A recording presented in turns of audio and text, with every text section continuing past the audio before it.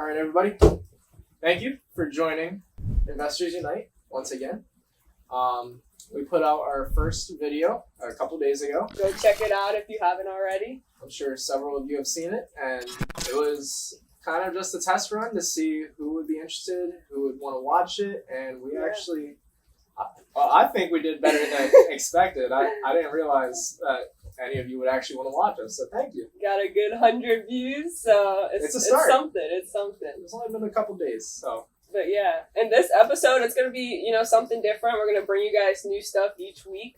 So we want to kind of talk about our business and what we do and, how we're able. We haven't even been in business for a year, but we are projected to make over $100,000, once we hit that mark, which is insane. It's kind of crazy. It's crazy to think about. So we started this journey, and at first, I don't know, we kind of went into it just watching all the gurus and seeing what they did, try to implement their strategies. Mm-hmm. But we were still beginners. We didn't really fully understand the whole concept of the business and just everything that really went into it. And just keeping track of all the CRMs, KPIs of KPIs, not CRMs, KPIs of everything. Yeah. But yeah, so we were pretty slow starting off, I'd like to say. We were getting leads here and there. Yeah. We were using a Mojo Dialer at that time, which we've converted since then. We use Batch Dialer now, for those that are wondering. Yeah, so I believe we started off strictly with we did cold calling. So we were cold calling, and I think we were just pulling the list from PropStream. Yeah. And then when we hopped on with Dom, that's our mentor, Dominic Summers.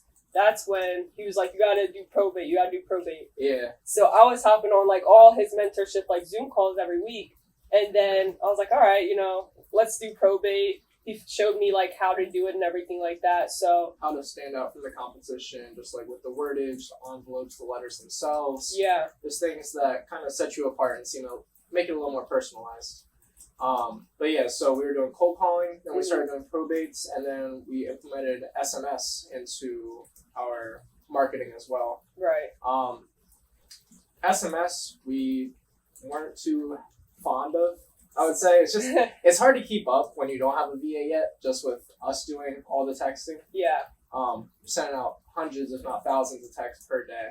So it gets to be very overwhelming when you have all those people responding, and just the, the template that we used, it was a very brief introduction, so it didn't really get into who we were. It's a great template. So we did it super broad, so we can get as many responses as possible, because you want that. You want people to respond so that you can get into your systems of okay, do you want to sell your house, or so. Literally our template just started off with, hey, how's it going? And then from there, the rest of it was all lies. Yeah, I think I started out with the texting. Yeah. And I remember weeks. I was doing it on my laptop and stuff, and then I would use my phone, use the app on what was it, REI Reply, yeah. And then I was just no, I can't. I was I'll do the calling. You can do the texting. Yeah, Stefanie, she was on the computer a lot more than I was just throughout the day, just because I still do have my 9-to-5 job as well. Mm-hmm. And outside of that, I have other things going on. So I figured that doing SMS would give me the ability to, market on the road almost, a mobile kind of marketing system. So I was I'll definitely take that over. Mm-hmm. Little did I know the amount of work that it took to get into that. And I don't know, since then we've stopped SMS. Well, we have the VA do it. Our VA that's doing our probate stuff. Yeah. And she got leads, but it just wasn't leads. It wasn't we would get leads and people were just for the right price, I'm interested in selling. And we're really looking to crack down on people who are truly motivated and they really have a reason to sell. Right. So it's just not the kind of leads that it was bringing us. Mm-hmm. Where if you target more of a niche list, such as a probate list or something of the sort, then those people, if they're going to reach back out to you, then as long as they're not going to cuss you out, it's most likely to sell their house. It's going to be a good lead, right, because they need to. So that's something we started doing, and then since then we have hired a VA for cold calling as well. Right. You want to go into that a little bit? Should we go into the deals? Well, we can start at our first deal, yeah. Okay, because our first deal that happened just between me and you, like we didn't have an employee or a VA or anything like that. So. And how long? We started back in like March-ish. Yeah. And then we finally founded our LLC in beginning of July, I'd like to say. I don't have the exact date. Right. And we closed the deal right before our LLC was founded. So I'm thinking like mid of June is when we got our first deal. So it took like four consecutive months of everyday grinding until we were able to get that first deal. It's not an easy business. I know a lot of people, like a lot of investors on there, the gurus, they make it seem as like it's an easy business. Like, go ahead, make some calls, make a quick $10,000, but it is completely opposite. Like, you have to put the grind in, you have to do the work to get the results. So I would say that the fundamentals of actually doing a deal, just going out, marketing to your list, and then getting under contract, like, it's easy. Like, it's a simple process, but the amount of effort that it takes to get to that point is much more than anyone else is willing to tell you about. So it takes thousands upon thousands of calls, texts, letters, whatever you want to send out, your form of marketing, postcards, anything. Days where I was making like, I think the most amount of calls I made in a day was like 700. And I honestly wanted to beat that to hit like 1,000 in a day. But like, you know, as time goes on, we get more busier. So we have to like give other people, you know, the cold calling activities since we have other things we have to do. But Yeah, I was right up there with Steph. I think my highest day was in the 600s, and I hit that on a couple different occasions. So those are long days. I'm not going to lie. Talking to that many people, like, it can be fun depending on the person you talk to, and it's always some random conversation or scenario that you'll get into, some crazy situation. But at the end of the day, like, it is fun, and it does take a lot of work. A lot of time. A lot of discipline. In the beginning, too, like, when I was cold calling, like, I know some people get bored when they're calling because if you're using the dialer, it's just going and going. So, at first, like, I had my laptop at the time. I didn't have my whole, like, setup, my desktop setup. So, like, I couldn't do multiple things. Like, I feel like I couldn't have been really productive. So, what I did was play 2K on my Nintendo Switch. And it would make the time go by so much faster. So, I mean, I recommend, like, if you like reading, I know some people read when they make cold calls. I just can't really. But some people color. They just find something that they like to make you continue to, you know, just keep making those calls. Excuse me, sorry. So, going along with that, I believe that our VA, her name's, I'm not going to put it out there, actually. Our VA, she's a very sweet girl. Super sweet. They're both sweet. Right. And she's in college, so I think a majority of the time while she's actually cold calling, she's also doing a lot of studying, especially since she had finals coming up this week and everything else. So that's just a way that she's able to keep herself motivated as she's going along, just being able to do multitasking kind of activities. So I would definitely recommend that if you are going to get into cold calling. But on to our first deal. So how did you obtain that lead? So that was from a probate. You know, I did everything our mentor told us to do. And he was like, all right, you got to mail to this list. You have to use these types of letters. You have to, you know, use these types of envelopes. So we sent this out. And it wasn't too far from where we live. No, it's right in our own backyard. Which, if you listen to Bigger Pockets at all, that's something that, like, all the hosts will tell you. Just, like, if you are just starting out in real estate, don't try to go into some completely saturated... Shoot, you're supposed to know. I know, I'm the one, you know, a little under the weather. She's a little under the weather. She might be getting me sick. Nah. I gotta go hit legs after this. Grind does not stop, guys. The grind does not stop. Nah, never. Alright, so like with Bigger Pockets, it being in the backyard. Right, so a lot of hosts from the Bigger Pockets will tell you that don't go into some overly saturated market. Just the competition's way too high, especially for a newbie, because you got to be completely honest. Like, you don't know every part of the business. Even if you watch 1,000 YouTube videos, it's all about actually, once you're within that process and taking the correct steps, I guess you could say, the appropriate actions, then is when you really start to realize, like, everything that goes into making a deal happen. So I would say start in your own backyard. Start with familiar territory, something where you are able to easily get ARVs like that. If you have comps in the area, I mean, that's great. Let's say you live in a small town where there's not that much action going on. I would say just go to the next closest city nearby to your hometown just so it's not too far away and it's still decently easy in case you do have to go on appointments or anything of that sort. So that's kind of where our mindset, I believe, was in the beginning. It's like, when we live in Harrisburg, it is a very competitive market, especially with some of the guys around here.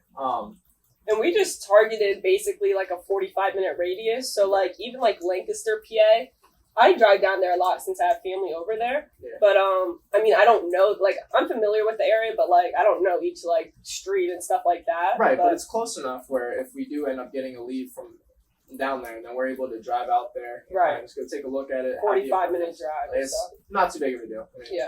If you're dedicated to real estate, then you're willing to make the drive pretty much. I wouldn't say anywhere, but close proximities. Yeah, if you're about to make $10,000 on a deal, you go and drive a good 2 hours. Out there. But yeah, I mean, for the first deal, like doing probate letters, so we sent it out. It probably took like 2 weeks for us to get a response, I want to say. Something like that, yeah. And the thing is, too, like we were sending it out wrong at first until our mentor corrected us. So it's always good to get a mentor if you don't have one. So you're doing the stuff right. But yeah, so the seller reached out to me. He called our number. Right. And he left a voicemail. I called him back after I heard the voicemail saying, like, we are looking to sell. And his father actually passed away. So I hurried up. I set an appointment. During this time, we didn't really have, like, our roles in place. No, not yet. So we're just winging it at this point. Yeah, so Skyler was working, and I went on the appointment. And I met the seller, met his wife, super, cool people. Yeah. The seller, so like the husband, he was more like, not standoffish, but like more skeptical. Yeah, that's a good word to put. I would say. But we had like our company shirts, like. We were trying to look official. We were looking professional, right? And we had our business cards, the company shirts. Yep. She ended up ordering a windbreaker a little bit later on with the company logo. That thing's fire. You should check it out. But yeah, and I mean the appointment went well. But when I first went up there and I asked, I was like, my partner wasn't able to make it since he's working at the time. Right. Is there any way I'm able to take pictures so I can show him so we don't all have to come back out again and do this process all over again, basically? And they were pretty skeptical. They were like, no, I really don't want you taking pictures. And mind you, we need to get pictures so we can show these cash buyers like we got to do. Yeah. Yeah, so it took a little bit, but she and her husband actually allowed me to take pictures. So I was like, all right.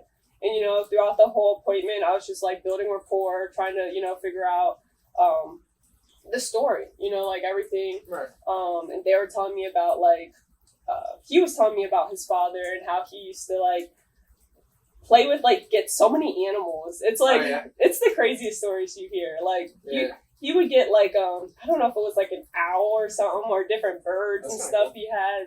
So, yeah, so we were just walking through the property. I'm over here just taking pictures, and then we leave. And I told him that, like, I'll be in touch within a day or so. Right. I think we hopped on a phone call. There was a lot of negotiation within this deal. So their starting price was $50,000, I believe. I think so. I think their starting price was $50,000, and me and Stefanie, we started at 25. We started at 25 coming in. We knew what our MAO is, maximum allowable offer. Yeah. So we knew that we couldn't go past that point. So we had to start a little bit lower. Just, me in the middle, typical negotiation skills. Mm-hmm. And we ended up coming in at 35.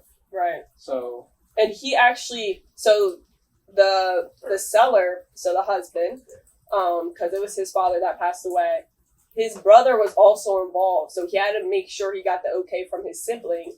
To make sure like 35 was a good number. So after I hopped off the phone call with him, he was like, I got to reach out to my brother and stuff like that to see if we do want to go with this. And then I said, okay, yeah, like I can also send the contract so we're like serious about this.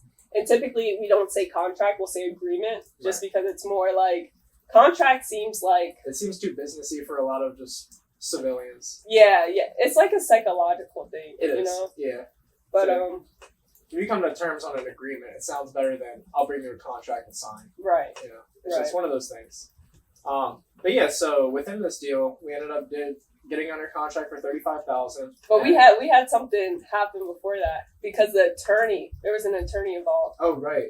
So like the attorney, the probate attorney, he was like, no, before I sign this, I need to get him looking at this. he did not like our first contract. So I was like, okay, let me just send him like the regular real estate, my realtor contract, the 14-page agreement. And then we sent that to him. And then he was like, all right, like this is better. But it's weird because they initially signed the first contract, our 2-page. Yeah. And then we went about our day. But we did have, that little skeptical part with that attorney. So sometimes you will have to deal with, real estate attorneys. But yeah, I mean, we've ran into those several times now since that deal. Mm-hmm. I mean, at the end of the day, a lot of the attorneys are just trying to make sure that the seller is getting the money that they deserve for the property, along with us just being, I don't know, what did you say? Like, us just being official, I guess you could put it. Yeah, Yes. and it all depends on the seller, too. So, like, if someone's more skeptical from the jump, now we know, okay, we'll use the 14-page agreement. But if they're, like, more laid back and chill, or okay, we'll just use the 2-page. Really motivated. They're like, yeah, like, I need to go now. Like, that price sounds good. We'll just give them the 2-page. Usually easy, good to go after that. But yeah, sometimes you run into situations like these, and you just got to work your way around it. It's not a dead deal after they have any complaints or, Yeah. But so we did. We got through the attorney, closed up for 35, and because there was an attorney involved, I think that's what really persuaded us to do a double close versus just an assignable contract. No, it's the seller. I was the seller. Yeah, because he was so skeptical, and I think I was telling you, Ian Dom. I was like, he's so skeptical about this whole thing. So I was like, I feel like we have to do a double close for our first deal, and it actually worked out. But I don't want to get too far ahead. So like, we're at the part where like we got it under contract, and then I reached out to a buyer I knew from a friend of mine, Eugene, and Love that guy. yeah. So reached out to a buyer, and then reached out to Rob's brother, Mike, and then they were like, yeah, let's go see it. So I actually had both of them come at the same time. Turns out the one, he was like, no, I don't like doing it at the same time, but it's nice to do it like that because you're like ramping up the. You kind of want to get like maybe a bidding war going. Yeah. Certain sorts. I have come to realize that as well, just throughout the different appointments I've done, like setting up buyers to come at the same time. They don't always like that. Yeah. So you just really gotta know, like, is your house really worth the price you're asking? And if so, then someone's gonna be willing to make you an offer on the spot most often. And it depends on the buyer too. So like for the buyer that we know, like that bought this, we know he's super serious. So like we make sure like when, we have a property and he wants to see it, it's just him. Right. He's helped us out with multiple properties along the way, and actually one that's coming up on closing here soon. Fingers crossed that all goes through perfectly. It's a short sale, paperwork, long scenario. Attorneys. More attorneys. But no, it's all good. So we did do a double close. We ended up selling for $50,000. Yeah. So we sold for $50,000, but then since it is a double close, you have to factor. Wait. Was it $50,000? Yeah, it was $50,000 because we got locked up for $35. Oh yeah. Sold it for $50, and then we had the transactional funding fee of like $2,000. Yeah, that was ridiculous. Yeah, it was crazy. But that's all right. So I mean, it might be ridiculous in our eyes just because. Hey, we made money though. They made like $2,000 in a matter of an hour. Yeah, that's crazy. That's crazy. You gotta get to that level at some point, I guess. Right. But yeah, I mean, after closing costs, so you got transfer fees, typically 1 to 1.5%. Yeah. So after all said and done, me and Stefanie walked out with a little over $10,500 on that deal, which for our first deal, I mean, we were more than satisfied with. That's crazy. Yeah. It took a lot to work to get there, but now we knew like it is possible. Right. It's like it's a proof of concept. Yeah, exactly. Proof of concept. So if you're willing to put in the work, then it's gonna happen eventually for you. As long as you don't quit, then you can't fail. Yeah, and that was the first one, and that ended in June, like we were saying. Yeah. And the next one didn't close until it was October. You're talking about Pat's deal. Yeah. Yeah. That was quite the deal. that wasn't a bad deal.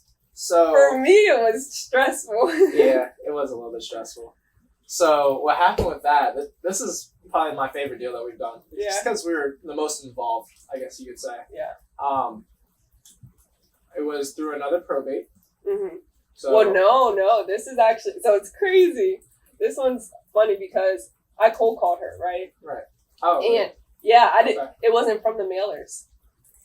That's funny. I thought it was just It- because they. Oh, she it popped up was. later on. Because I called you, I was like, no way, you won't believe who popped up. Yeah. Because it was her tenant that passed away. The seller's tenant passed away.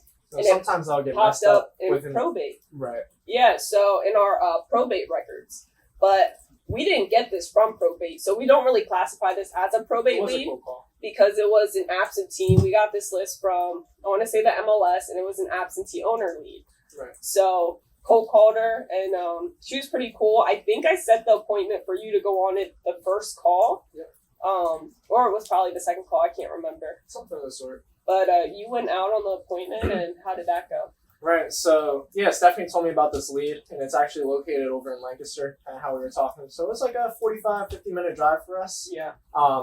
Which obviously, if it is a good deal, then it's well worth it. Right. So I walked into this property, and I met Pat. She's a lovely woman, and her Super cool. Right. Yeah, she's the cool. I think she's the coolest seller. She is. She's really cool, and we like were her in contact career with. is very interesting as well. So Yeah. I don't know. She's a really cool woman. She was in the military for like 20 plus years as well. Mm-hmm. But so I went there. I met with her, and it was great. I mean, we walked the property. She still had family there, actually moving everything out as I came in. Yeah. So I got to meet all the family and her partner as well. So we did a walkthrough and everything. I kind of just got like a rough idea of where her head was at Mm-hmm. and seeing like how motivated she was. She had told me that she did have a tenant living there for the past, it was like 9+ years. I believe it was around 9 years. She was an older lady. And, I mean, it happens within time. Yeah. But the reason Pat actually owned this house in the beginning was for her grandson. Mm-hmm. Because she wanted him to go to this specific school district, which is I a really, remember. really Yeah, good school saying district in that area. Yeah. So she bought this house. Her grandson lived with her for, what was it, 18 years until he graduated. Yeah. Then she threw a tenant in for another 9 years, so she's owned this property for quite a while. And the tenant, I mean, she did live to be a fairly older age, but she also smoked cigarettes inside the property, so it was just... Overall, like, the house itself wasn't bad. Like, it had good bones. It was just a small little rancher Yeah. in a great area.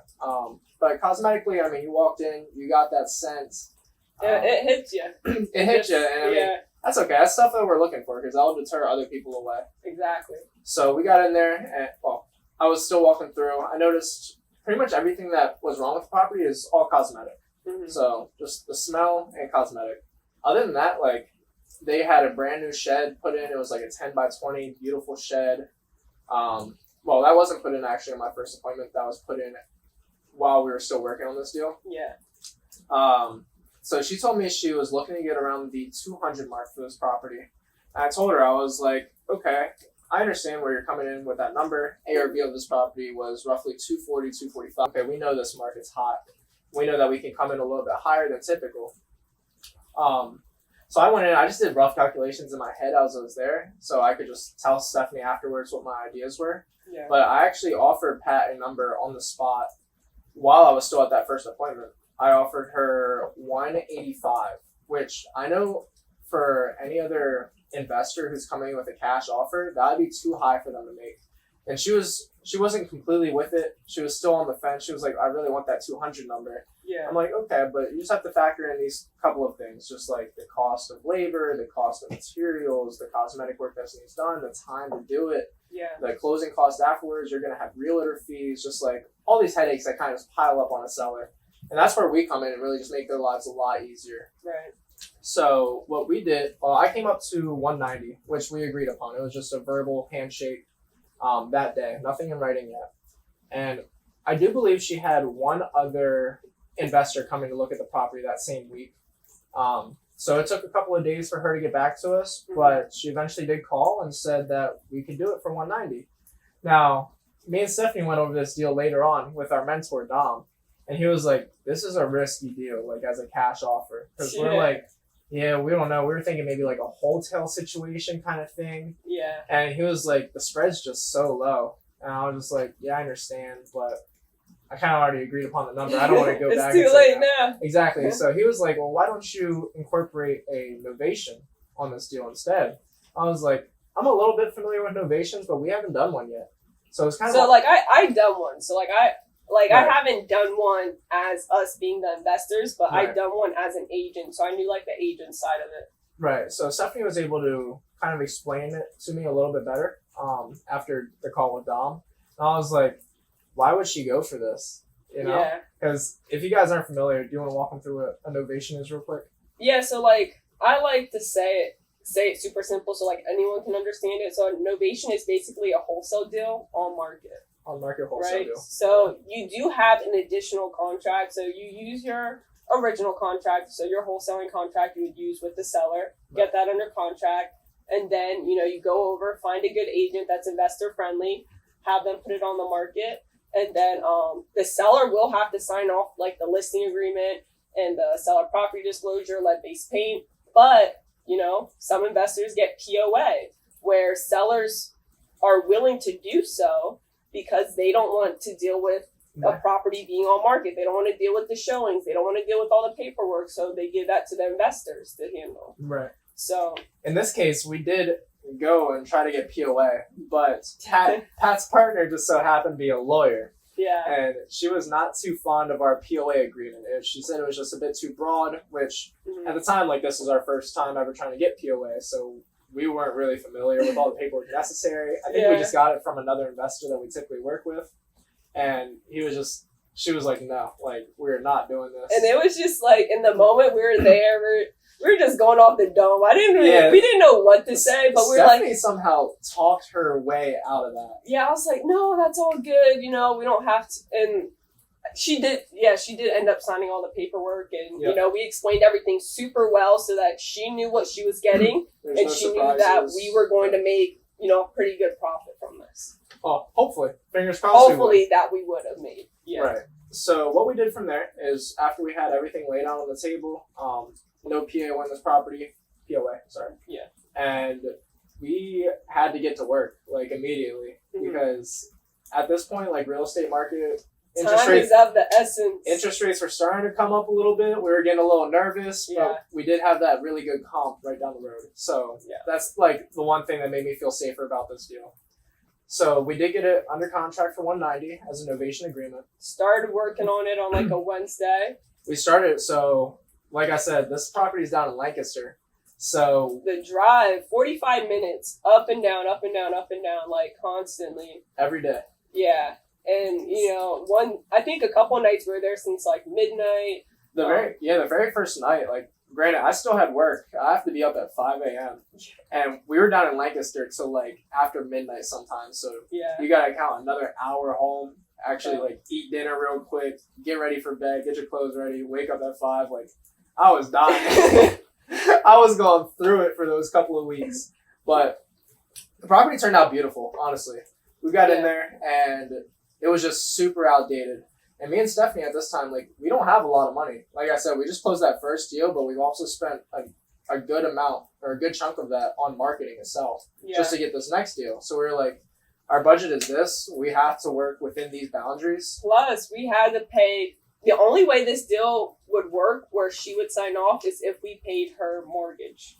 Right. She wanted us to pay her mortgage for the month that we were holding on to it, per se. And we didn't even have enough money in the account. So, like, we were like, okay, came out of pocket for that. We have to come out of pocket to do that. Yeah. And that was for the first month. And then the second month, we're like, I don't think we did the second month just because of closing, how everything, and that timing, timing was everything. We got in and out of there as quick as we could. Yeah. So, we just went in, and as I was saying, it was just completely outdated. So we did all new flooring within the kitchen. We did all new paint in the kitchen. The other bedrooms were in decently good shape. They did all have carpet, which I was kind of like but we did get it cleaned. Yeah, it wasn't like a full-on flip. So, like, with novations, you don't want to do a full-on flip. You just want to do it as, like, you want to find the best as-is comp within that area, right? Right. And try to make it as good as that one. But now, I mean, the market's changing. You just got to see, what the comps are going for and take, go about it that way. Right. So usually look at a median comp. At this point in the market, don't always go for that highest end comp because you most likely won't get it anymore. Yeah. So that's just something that we had to play as a factor as well. But everything went well. We did end up having to, like I said, kitchen flooring, paint kitchen, New flooring in the sunroom, new flooring in the sunroom, paint the sunroom, landscaping, a bunch of landscaping. It wasn't prettiest on the outside. a lot of furniture downstairs. We just threw in the dumpster. Power washed everything. Yeah. And then we went through, painted all the shutters, painted the front door. And those shutters, man, they're a pain in the... So that was Stefanie's doing. I'll get to that part in a second. But yeah, so I, at this point in time, also had a vacation already lined up to go to Florida with a group of friends for, it was like a week and a half or so. Yeah. And I was like, shoot, like I don't want to leave Stefanie in this situation. She's been in this situation before I know. on another flip of hers before we partnered up. Yeah. So I was like, I feel bad. Like I'm gonna knock out as much as I can. That's kind of why I was doing like the late nights, like as often as I could. Mm-hmm. So we went and we did get a majority of it done before I had to leave on vacation. It was funny, actually. The day that I was supposed to leave on vacation, I was at the property till midnight, and then I had to drive from Pennsylvania to Florida. We got this is a little off topic. We got like an hour and a half into this trip. Tire popped. We just ended up staying at a hotel. I was like, thank God, because I was not ready for this drive. Man, it was crazy because they were struggling just to get out.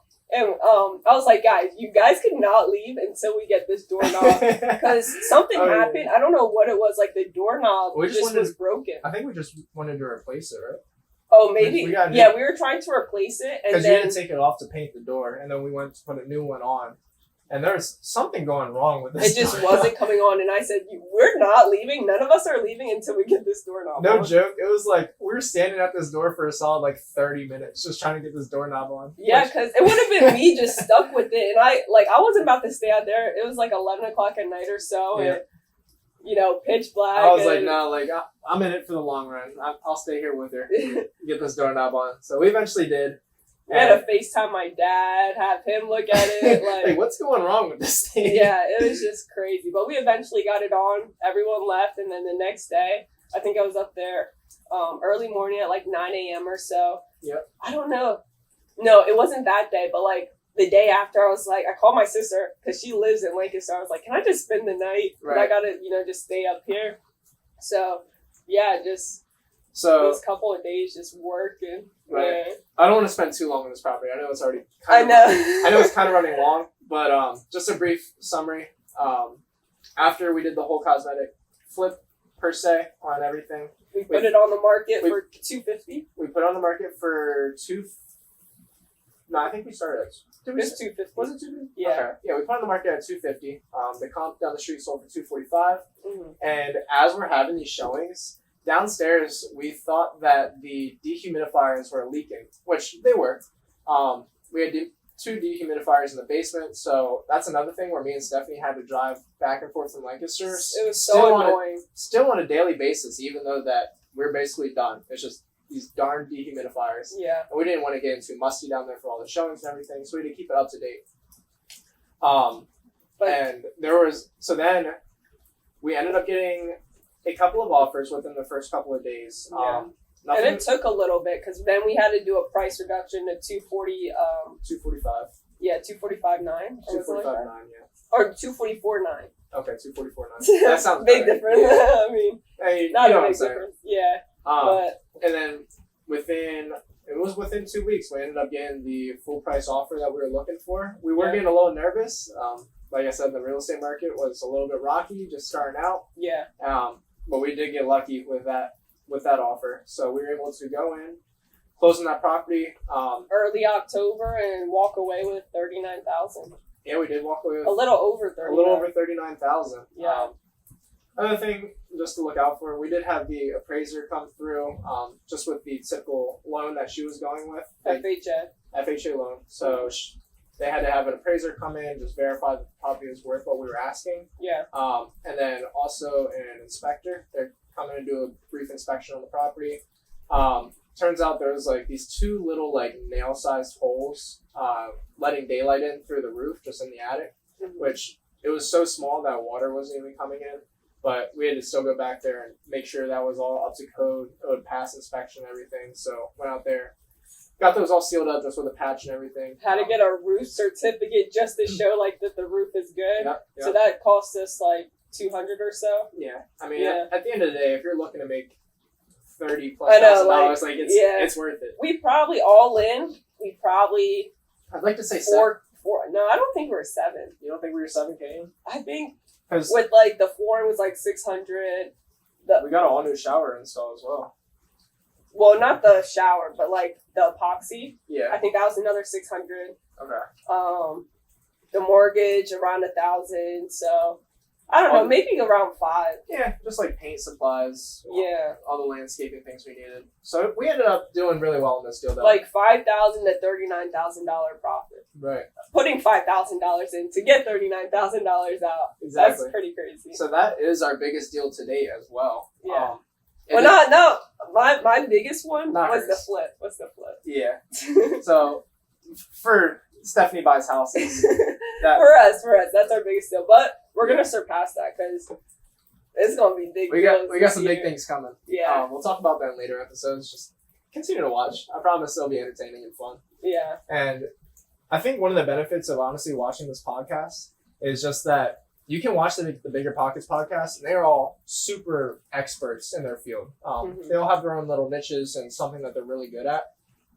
If you're familiar, they have also the Bigger Pockets Rookie podcast, which I would like to say that it is a great podcast, but the people who are hosting this, they're not rookies. They've done this many, many, many times, which is good for educational purposes. Yeah. But if you are seriously just starting out and you want to watch someone like us go and grow our company and kind of Click that subscribe button. there you go. If you just want to follow along, implement the strategies that we've used, and please always leave comments down below. Any questions you have, we'd love to address them in future videos. Do you like a Q&A at the end or something? Yeah. Or in the beginning? We could do that. Something like that. Yeah, for sure. I feel like that's one of the big advantages of our podcast is because we actually are rookies, and we have done a couple of deals since the beginning. But like I said, we're not even a year in yet, and we're already about to hit $100,000. That's crazy. Along with a lot of bigger things coming as well, as we've mentioned, which we'll talk about. Yeah. But it's just, I don't know. I'm glad that we got in this early, and we're kind of just opening our horizons to all of you, so you can follow along. Yeah, check us out on TikTok. Just create like a TikTok account for us and stuff like that. Investors Unite. Yeah. We did that. So wholesale, double close, and then we did a novation with Pat. Mm-hmm. And the next deal we did was that was that the land deal? no. So that was a deal. A friend of mine, The Navid 2K Musa. came first. Yeah, so he reached out to me. He was like, "Hey, Steph, I got a property out in Harrisburg that just caught on fire, and I want to be done with it." I was like, "All right, I may have a buyer for it." He was like, I was telling him, I was like, I don't need to make money from this, since like he has been a great person and been helping me a lot ever since I started with my real estate license and stuff like that. But he was like, no, just add on whatever you want. So I was like, all right, let's add on something. I know this property has caught on fire. I saw some pictures that he sent me, and then I reached out to our first buyer, our VIP buyer, and he walked through it, and I didn't even go to the property, and I didn't tell Skyler, like, yeah, this was like it was out a of the blue surprise for me. him. I was just like, okay, cool. Because it happened so fast. So I was like, this let me was like just get this within a day. Yeah, so like literally, he probably, all right, so Navid probably texted me at like 2:00. Yeah. I text Daniel probably at like 2:30, right? Daniel went to the property probably at like 3:00. Daniel was like, I want it for this price. We made $2,000. We closed in like 7 days. Yeah. And I was like, Skyler, that was the fastest $2,000 we ever made. you won't believe what just happened. Yeah, she called me up. I was like, okay, like that's awesome. Just made $2,000. That's gonna keep our business going. Help our marketing out.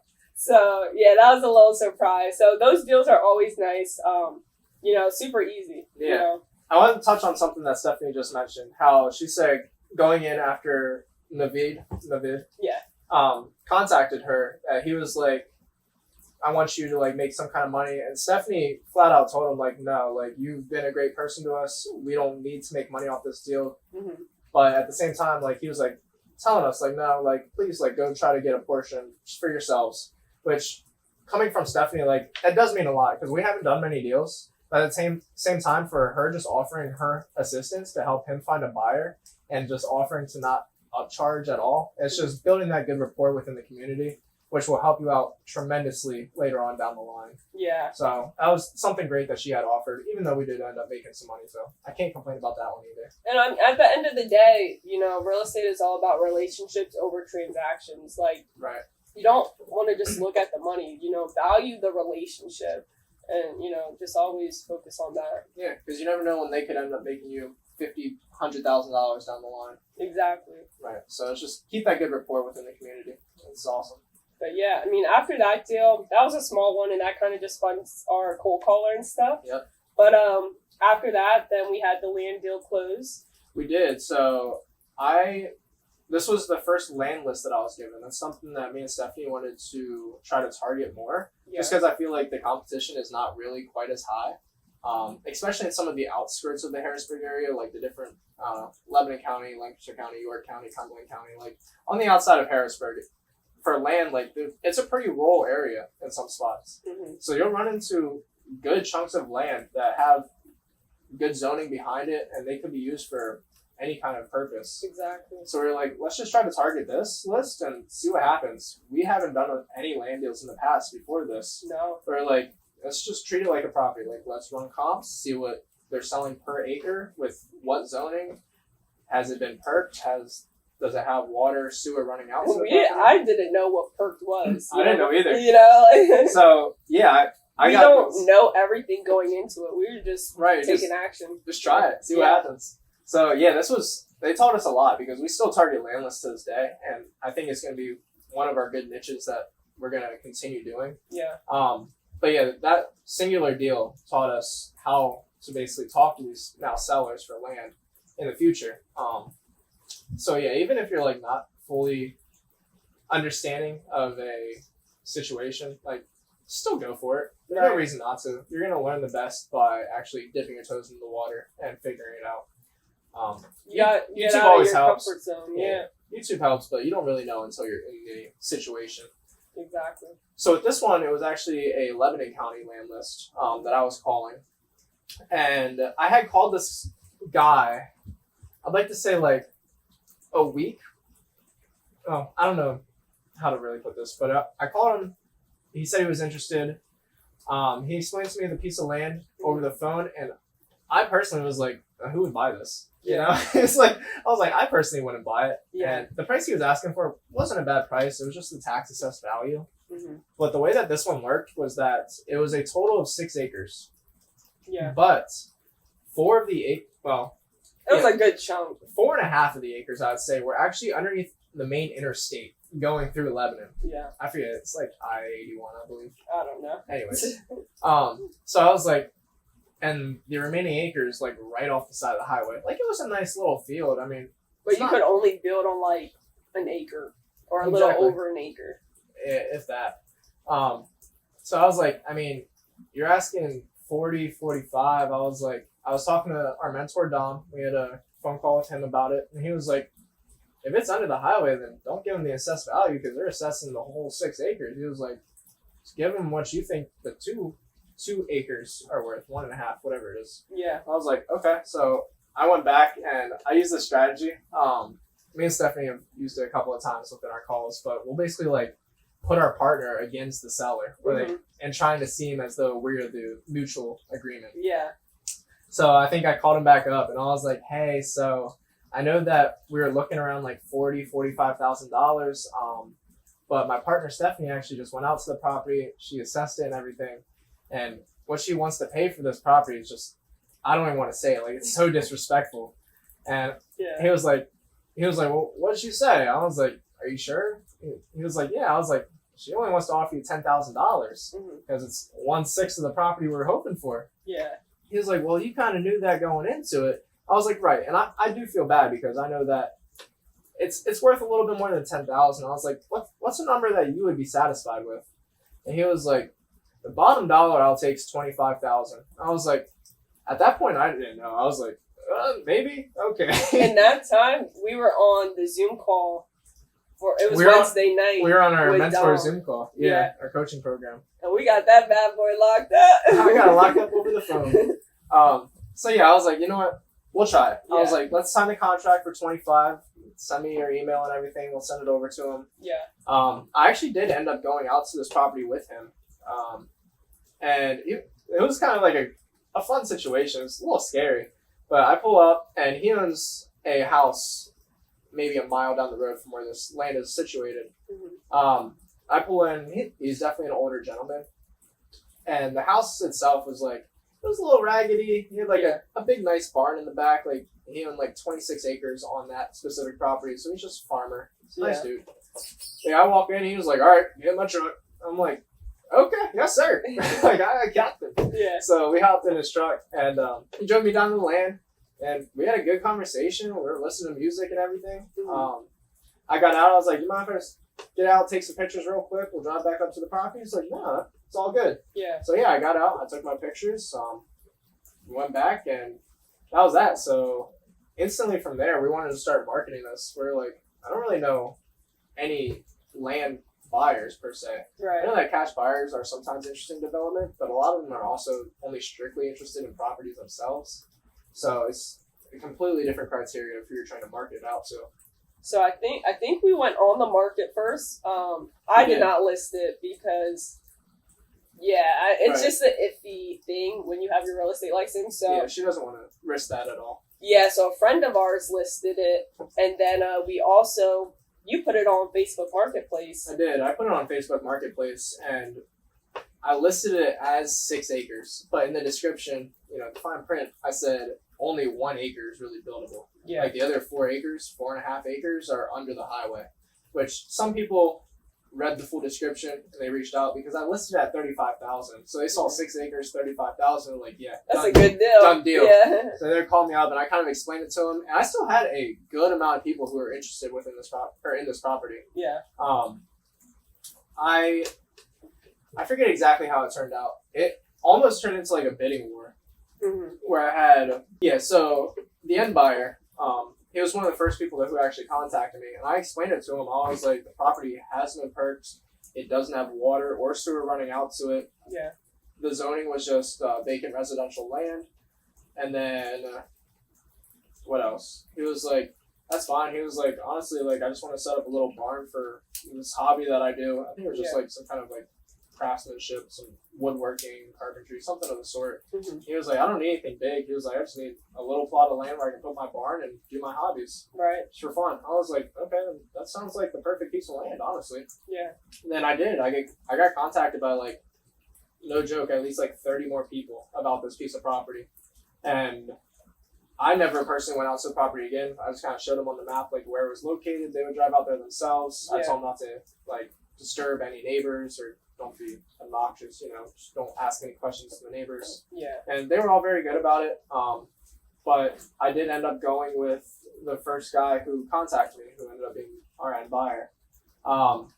Yeah. So we agreed, we got under contract. No, we got under contract for 35. We got under contract for 35, and then we were ready to take it to title. And it turns out that the owner of this piece of land actually had like 5 other brothers who owned this land as well. So it was going through, like, we had the assignment contract, we had all the contracts in place, it was already with title companies, so they were doing the title search. And when they were doing that title search, that's when that popped up, like, oh, there's 5 other brothers on the deed that are all throughout the United States. So it's like they all need to sign off. Exactly. So that just drew out the process a little bit longer, which me and Stefanie were like, it's okay, because as long as it's still closed, like, that's all we really are caring about at this point. Like, we found the buyer, we found the seller, then the buyer. We did our marketing and everything. We did everything we could. So now we're just kind of left in the title company's hands, which thankfully we actually just closed on that 3 weeks ago. Yeah, and I mean, a good thing too, like, the siblings were willing to sign. Like, there's sometimes where you get that one sibling that's like, no, like, I don't want to sign off. But all the brothers, they signed off. It took a little bit of time, but we were able to walk away with $10,000. Exactly. Yeah. So yeah, that was just a typical assignable contract. There was no double close involved with that deal. Right. And we didn't even go to closing. Like, I was busy, Skyler was busy. You just picked up the check right after work. Picked up the check. The title company is right across the street from my job, so nice and easy. So yeah, did that, and now we have another property that we've been working on for a little while. We got other stuff in the works. I don't know if we shouldn't really say too much on it, but we have other stuff in the works that is going to get us to that $100,000. Oh, you don't want to speak on that one, or you do? Oh well, it didn't close yet. True. I think by the time this releases, it should be closed though. Next week. Well, hopefully, fingers crossed, it's gonna be closed this week. Yeah. Yeah, but that's gonna be either between a $20,000 to $30,000 bill. Yeah. I was thinking about it, and like even if it is just a straight up assignable contract, which we were planning, I could have locked up for 90, assign it for 130. We still have to pay. He just jumped out the water. We still have to pay. Sorry, the $5,000 thing to Lamar for the IRS. We still have to, yeah. Yeah. So at most we'll be walking away with $25,000 on this deal that we've been working on. Right. But $25,000. That's a good payday. I'm not going to complain. Yeah. Extremely nice people. I've built a wonderful relationship with them. And once again, this was kind of an ovation deal, but it was more off market. We never actually ended up throwing it on market. Just put a for sale by owner sign outside. Exactly. Yeah. So, yeah, that was a whole headache of a deal as well. A lot of cleaning out multiple trailers and dumpsters and long nights once again there. Haunted house. Haunted house for sure. That thing is scary. Yeah, but wait, you should actually tell them. So like we were cleaning it out and you picked up the radio. Yeah. And then it started playing and it was just like creepy. Alright, so a brief summary of this property. It is once again another probate. I had gotten in contact with the daughter, and it was her father's who had passed away. He did not pass away in the property, thank God. But her sister passed. Did the sister pass away in the property? No, it wasn't in the property. There was in the ambulance on the way to the hospital. Oh, okay. Yep. I had to clarify that as well.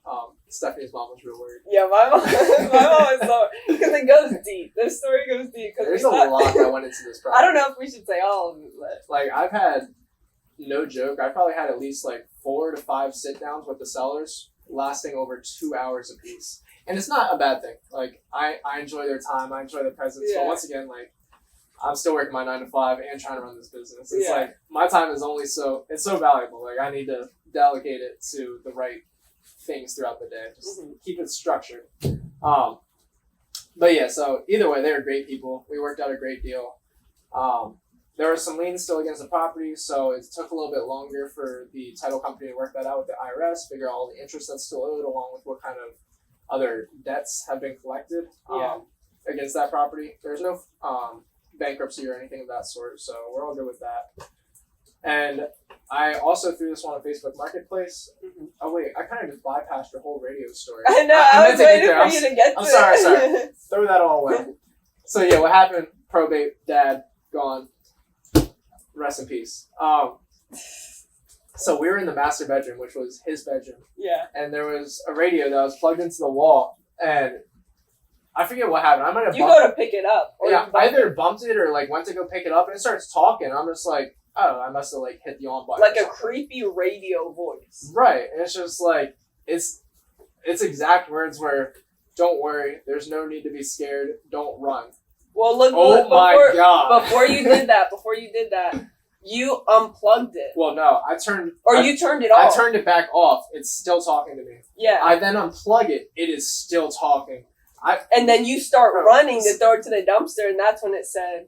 Yeah, it's like, don't run. Like, it'll be okay. Like, I cannot make this up. Like, it was scary as hell. But I booked it out the front door. I launched that thing into the dumpster. Yeah, I was like, I'm not playing with that. It was crazy. Funniest thing though, but like that house is haunted, low key. That's something. I hope the buyers don't see that. No, they're not watching this. No, they message you later, like, I just saw your podcast. I'm looking to sell this one. Yeah. I don't want to buy it anymore. All right, 90,000. Yeah. But no, so that's just another deal that we're working on, hoping to close within the next couple of days here. Yeah. It's been a headache, but also tons of fun and a great learning experience. Exactly. But that's basically it to wrap it up. That's basically it for now. For now. We do have some other things in the pipeline, which we'll discuss later on. Got a good amount of stuff. But if you are enjoying the content that we're putting out and just kind of going over what we've done so far, there's a lot more to come. A lot more educational videos, I would say, is coming up next, just to kind of break down certain topics, make it easy for anybody to learn. Yeah. So, go ahead. I was gonna say something to look forward to. Yeah, and like we were saying, like if you guys have any topics you want us to talk about, any topics, or any questions, comment that down below. But that's basically it for this one. Hit that subscribe button, Skyler and Stefanie. Ouch! Ouch! We'll see you guys in the next one. Masters Unite!